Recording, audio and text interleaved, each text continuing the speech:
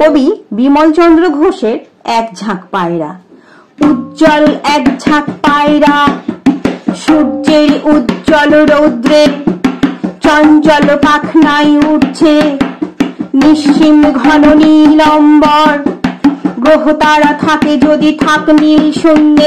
হে কাল হে গম্ভীর অশান্ত সৃষ্টির প্রশান্ত মন্থর অবকাশ।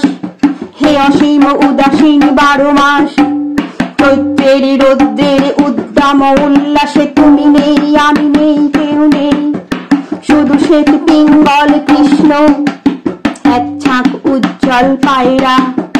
দুপুরের রৌদ্রের নিঝুম শান্তি, নীল কপোতাক্ষেরই কান্তি। এক ফালি নাগরিক আকাশে কালোজয়ী পাখনার চঞ্চল প্রকাশে। কৈতালি সূর্যের থমথমে রৌদ্রে জীবন্ত উল্লাসে উঠছে।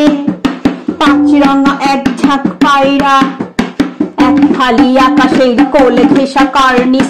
রংচটা গম্বুজ দিগন্তে চিমনি, সোনার প্রহর কাঁপে চঞ্চল পাখনায়। সত্যকালের ঘোর প্রান্ত ভূতন্ময় লীলায়িত বিস্ময়।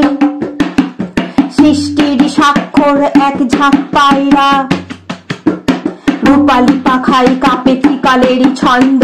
দুপুরেরই ঝলমলে রোদ্দুর, হে কপোত তারাবত পায়রা, যেদিকে দু চোখ যায় দেখা যায় যদ্দূর। রূপালী পাখায় আকাশ শূন্য, আকাশে ফুলের শ্বেত পিঙ্গল কৃষ্ণ। কম্পিত শত শত উড়ন্ত পাপড়ি, তুমি নেই, আমি নেই, কেউ নেই।